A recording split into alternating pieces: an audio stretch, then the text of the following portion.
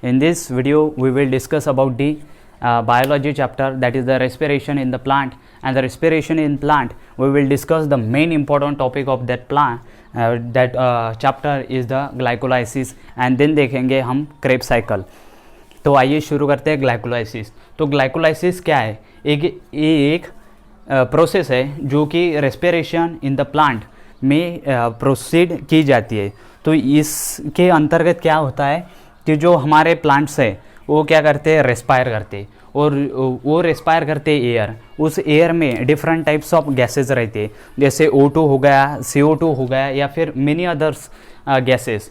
सो O2 का जिस तरीके से हमारे बॉडी में उसका कंजम्पशन होता है या फिर प्लांट में उसका कंजम्पशन होता है, तो उसके बाद एक प्रोसेस टेक्स प्लेस होती है बॉडी में जो कि एनर्जी रिलीज करती है थ्रू आउट द प्लांट और दी आवर बॉडी. तो आज हम डिस्कस करने जा रहे हैं प्लांट के बारे में. तो ये रेस्पिरेशन है प्लांट के बारे में. तो आइए शुरू करते हैं. तो सबसे पहले टॉपिक है हमारा ग्लाइकोलाइसिस. तो ग्लाइकोलाइसिस क्या है? Glycolysis is a process. Glycolysis is the first step process of an respiration in the plant metabolism. तो इसके अंतर्गत क्या होता है, ऑक्सीजन का कंजम्पशन होता है प्लांट्स के बॉडी में, और उसके बाद उनका जो होता है वो डिस्ट्रीब्यूशन होता है, और उसमें अदर प्रोसेस करने के बाद हमें जो है वो फाइनल प्रोडक्ट मिल जाता है.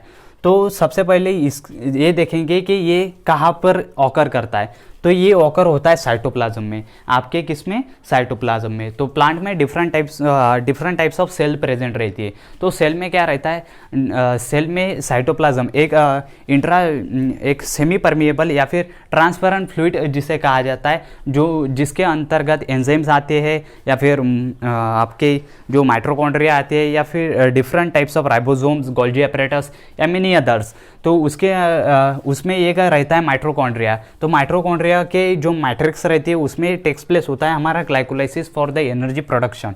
तो एनर्जी के कंजम्पशन के लिए भी और एनर्जी प्रोडक्शन के लिए भी.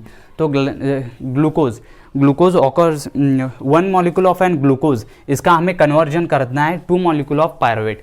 तो 1 मॉलिक्यूल ऑफ ग्लूकोज को हमें 2 मॉलिक्यूल ऑफ पायरुवेट में कन्वर्ट करना है. तो वो ऑकर होती है साइकिल साइटोप्लाज्म में. किसमें? साइटोप्लाज्म में. तो आइए शुरू करते.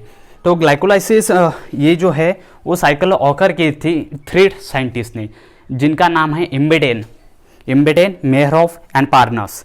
These 3 scientists occurs that this cycle takes place in the plant for the production of an energy. So इस साइकिल को हम ग्लाइकोलाइसिस साइकिल या फिर EMP, एम्बेडेन, मेहरॉफ एंड पार्नस पाथवे भी बुला सकते हैं.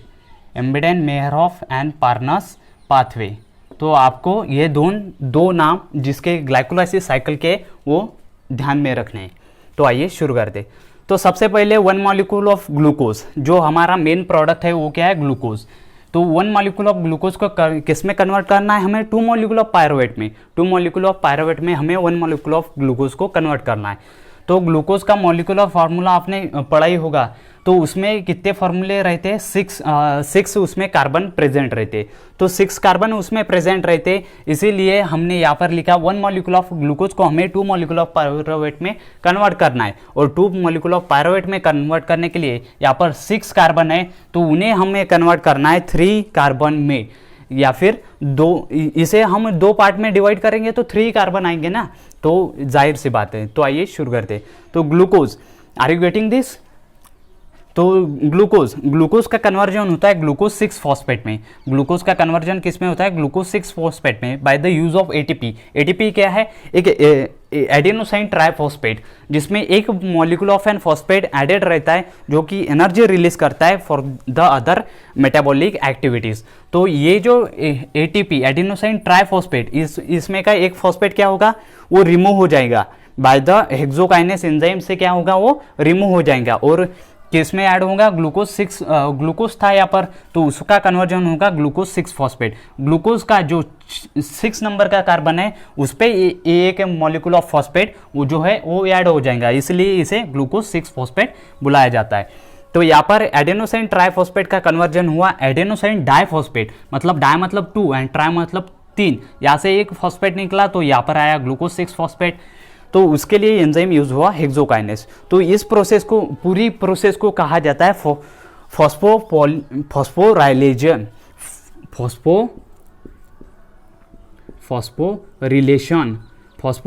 इस प्रोसेस को कहा जाता है।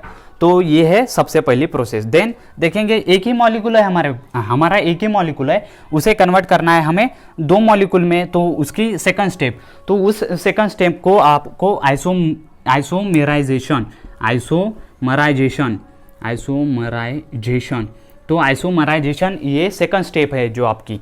तो उसमें क्या होगा, ग्लूकोज 6 फॉस्फेट का कन्वर्जन होगा fructose 6 phosphate bye the use of enzyme isomerase. Isomerase नाम का एक एंजाइम है, वो क्या होता है, इस प्रोसेस में पार्टिसिपेट करता है। इस प्रोसेस में पार्टिसिपेट करने के बाद क्या होगा कि जो ग्लूकोज 6 फॉस्फेट था हमारा, वो फ्रुक्टोज 6 फॉस्फेट में कन्वर्ट हो जाएगा, फ्रुक्टोज 6 फॉस्फेट में। यहाँ पर कार्बन एटम चेंज हुए क्या? नहीं, क्योंकि हमें अभी तक कार्बन एटम चेंज नहीं होंगे, क्योंकि अदर प्रोसेस जो है उसकी ऑकर होनी बाकी है। तो इस प्रोसेस को बुलाया जाएगा आइसोमराइजेशन। देन देखेंगे फ्रुक्टोज 6 फॉस्फेट का कन्वर्जन होता है किसमें? फ्रुक्टोज 6 फॉस्फेट का कन्वर्जन होता है fructose 1,6 diphosphate, fructose 1,6 diphosphate bye the use of enzyme phosphofructokinase. Phosphofructokinase नाम का एक एंजाइम है जो कि फ्रुक्टोज 6 फॉस्फेट में क्या होता है, एक्ट होता है, उसके साथ फाइट करता है, और उसके साथ फाइट करने के बाद जो यहाँ का एटीपी मॉलिक्यूल है, एटीपी है यहाँ पर, तो इसमें इसका एक फॉस्फेट ग्रुप जो है वो रिमूव करेगा, और ये फ्रुक्टोज 6 फॉस्फेट को क्या करेगा, वो प्रोवाइड करेगा। उसके वजह से क्या होगा, फ्रुक्टोज 6 फॉस्फेट का कन्वर्जन हो जाएगा फ्रुक्टोज 1,6 डाइफॉस्फेट में। तो यहाँ पर यूज ऑफ एंजाइम किसका हुआ, फॉस्फोफ्रुक्टोकाइनेज। तो इस प्रोसेस को बुलाया जाता है phosphorylation. Phosphorylation means removal of phosphorus. Phosphorus का क्या हो रहा है, रिमूवल, और रिमूवल हो रहा है, उसके वजह से क्या रिलीज हो रही है, एनर्जी रिलीज हो रही है। तो इसलिए हमें फ्रुक्टोज 1,6 डाइफॉस्फेट मिला। तो फ्रुक्टोज 1,6 डाइफॉस्फेट के कार्बन देखिए आप, 6 कार्बन है, तो फ्रुक्टोज 1,6 डाइफॉस्फेट के 6 कार्बन।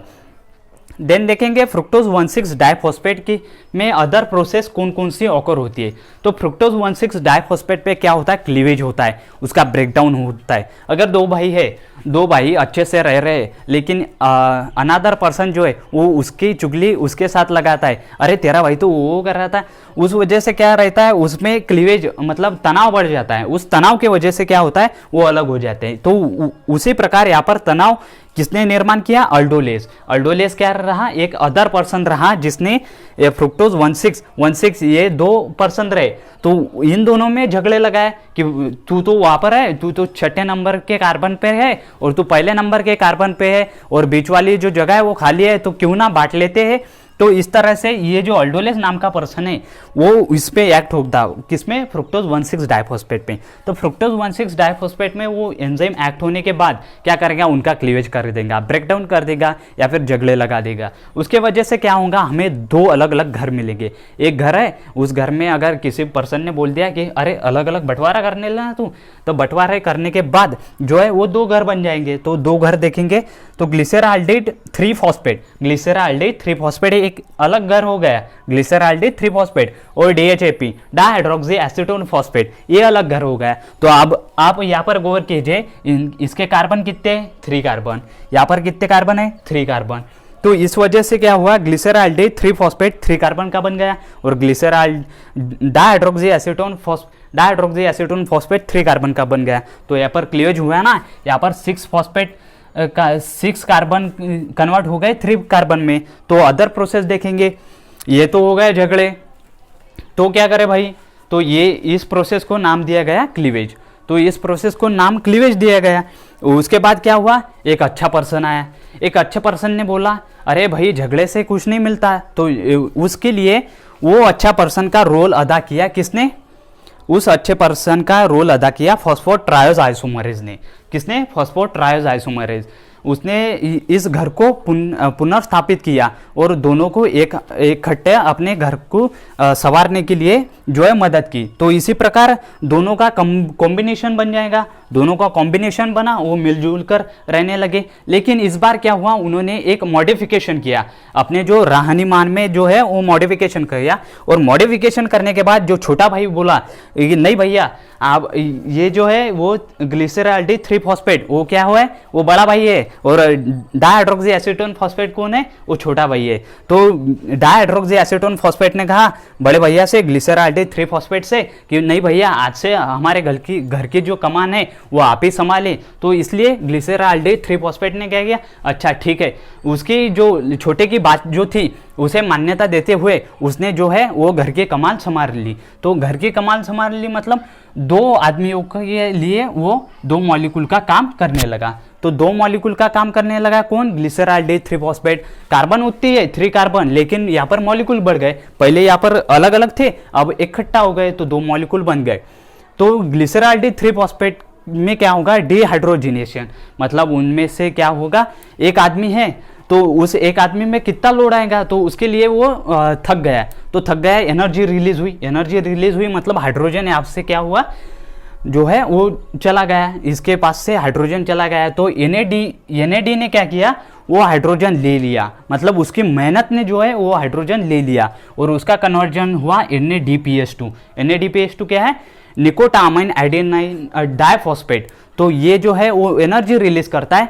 ये एक निकोटामाइन एडेनाइन डाइफॉस्फेट जो है वो एक निकोटामाइन डाइफॉस्फेट 3 ATP मॉलिक्यूल प्रोड्यूस करेगा। तो यहाँ पर 2 है, तो यहाँ पर 2 NADX हो गए और 2 NADPH2 जो है रिलीज हो गए। इस प्रोसेस को डिहाइड्रोजिनेशन कहा जाता है, या फिर डिहाइड्रोजिनेस नाम का यहाँ पर एंजाइम जो है वो एक्ट होता है और इस प्रोसेस को डिहाइड्रोजिनेशन कहा जाता है। देन देखेंगे उसका कन्वर्जन होता है 1,3 डाइफॉस्फोग्लिसरेट में। 1,3 डाइफॉस्फोग्लिसरेट में जो है 3 कार्बन रिमेनी है, हमें 3 कार्बन में ही कन्वर्जन करना है 6 कार्बन का ग्लूकोज का, तो 1,6 डाइफॉस्फोग्लिसरेट। तो यहाँ पर 3 हो गए। उसके बाद क्या होगा, ADP जो है यहाँ पर ATP यूज किया था, यहाँ पर ADP आएगा। ADP बोला मैंने पहले आपको उधार दिया था वो मुझे वापस करो, सूद समेत वापस करो। तो ADP ने क्या किया कि इनके पास से जो है वो उसका फॉस्फेट ग्रुप ले लिया। नहीं बा, हमें हमारा फॉस्फेट ग्रुप चाहिए, हमें कुछ भी हो, उसके बैच भी नहीं लेते हम, लेकिन हमें हमारा फॉस्फेट ग्रुप वापस कर दो। तो क्या हुआ, 1,3 डाइफॉस्फोग्लिसरेट ने क्या किया, उन्हें उनका फॉस्फेट ग्रुप जो है वो वापस दे दिया। तो ADP का एडेनोसाइन डाइफॉस्फेट का कन्वर्जन किसमें हुआ, एडेनोसाइन ट्राइफॉस्फेट। उसमें रोल किसने अदा किया, किस एंजाइम ने रोल अदा किया, फॉस्फोग्लिसरेट काइनेज ने। वहाँ पर फॉस्फोग्लिसरेट काइनेज ने एक इंपॉर्टेंट रोल अदा किया। देन कितने मॉलिक्यूल, 2 मॉलिक्यूल है, 2 मॉलिक्यूल। यहाँ पर एक फॉस्फेट ग्रुप गया तो 3 फॉस्फोग्लिसरेट रहा, एक फॉस्फेट गया ना तो 3 फॉस्फोग्लिसरेट। तो 3 फॉस्फोग्लिसरेट में H2O जो है वो रिमूव हो गया, पहले हाइड्रोजन रिमूव हुआ, फिर फॉस्फेट ग्रुप रिमूव हुआ। तो वाटर मॉलिक्यूल भी वहाँ से रिमूव हुआ, क्योंकि एनर्जी हो रही, कंजम्पशन हो रहा, तो वहाँ पर एनर्जी के साथ साथ वाटर की तो ज़रूरत लगेगी। अगर आपको भूख लगी तो आप खाना खाने के बाद पानी पियोगे ना, उसी प्रकार ये जो है उस प्रोसेस को वाटर की ज़रूरत है, तो यहाँ से वाटर उसने रिमूव कर लिया। तो इसके लिए एंजाइम एक्ट हुआ फॉस्फोग्लिसरेट म्यूटेज, और म्यूटेज की वजह से क्या हुआ, जो 3 फॉस्फोग्लिसरेट था उसका कन्वर्जन हुआ 2 phosphoglycerate 3 carbon compound containing 2 molecules. तो 2 फॉस्फोग्लिसरेट का कन्वर्जन होता है फॉस्फोइनोल पायरावेट में बाय द यूजिंग एंजाइम एनोलेज नाम की एंजाइम से, और उसके भी मॉलिक्यूल 2 है। तो फॉस्फोइनोल पायरावेट 3C जो है उसका कन्वर्जन होता है, हमने 2 पहले ATP मॉलिक्यूल लिए थे यहाँ पे और यहाँ पे, पहला ATP यहाँ पर दे दिया, लेकिन अब रहा एक ATP, तो उसने बोला मेरे को वो भी ATP वापस चाहिए। तो फॉस्फोइनोल पायरावेट ने बोला ये ले तेरा ATP, तो उसका कन्वर्जन हुआ पायरुविक एसिड में उसका कन्वर्जन हुआ, और एडेनोसाइन डाइफॉस्फेट का कन्वर्जन एडेनोसाइन ट्राइफॉस्फेट हुआ by the using enzyme pyruvate kinase. तो यहाँ से हमने शुरुआत की थी ग्लूकोज 6C से, और एंडिंग कहा कि पायरुविक एसिड पे, तो 3C। तो हमारा एम ही वो था कि ग्लाइकोलाइसिस क्या है, it is the process of converting 1 molecule of glucose to 2 molecule of pyruvate by use in the किसमें, साइटोप्लाज्म में। तो ये है पूरी साइकिल। आपको जो है कोई दिक्कत होगी तो हमें ज़रूर कमेंट कीजिए और इस चैनल को सब्सक्राइब कीजिए। Please like share and thank you very much. Thank you.